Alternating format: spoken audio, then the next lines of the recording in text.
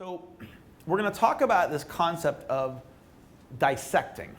So part of my philosophy about selling is we dissect. So instead of looking at the close as this big thing, we're going to break it down into smaller steps.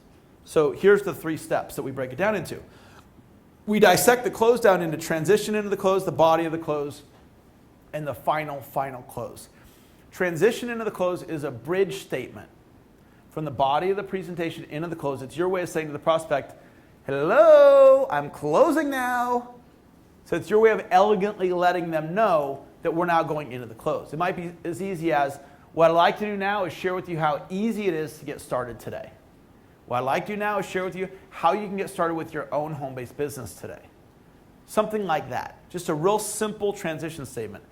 Then in the body of the close, you're going over all the logistics, like the price and what's included and the different packages and so forth. You're going over all that. And then the final close is just a way of describing the ask. So at the end of the presentation, when you're one-on-one, you have to ask. So the Girl Scouts selling Girl Scout cookies got their booth out in front of the grocery store, and there's a little Julie there, and she's got her box of cookies, and you're walking up, and she, gets to you before you walk in the grocery store, and she says, "Would you like to buy some Girl Scout cookies?" And then she's silent. Okay, that's a final close. And then one of 3 things is going to happen. You're going to say yes, you're going to say no, or you're going to give an objection, which is a sales training term of why you might not buy. Like, I'll get you on the way out, or I already bought some Girl Scout cookies, or I don't need any cookies, or I don't eat cookies, whatever, okay? A predictable thing happens. Human beings respond in predictable ways, and that's a very important principle.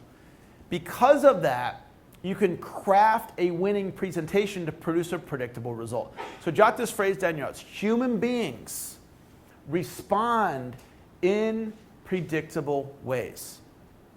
Human beings respond in predictable ways. It's predictable when little Julie says, "Would you like to buy some Girl Scout cookies?" And she's silent, that a percentage of people are going to say yes. Now, instead of little Julie saying, "Would you like to buy some Girl Scout cookies?" if she said, "As you can see, we have a booth here and we have some Girl Scout cookies, and here's my business card, and on the business card is a website, www.girlscoutcookies.com/Julie. Do me a favor when you get home tonight, purchase 1 or more boxes of cookies. Here you go, and have a nice day." If that was little Julie's presentation, how many boxes of cookies would she sell? None. Her own mother probably would not buy from her with that presentation.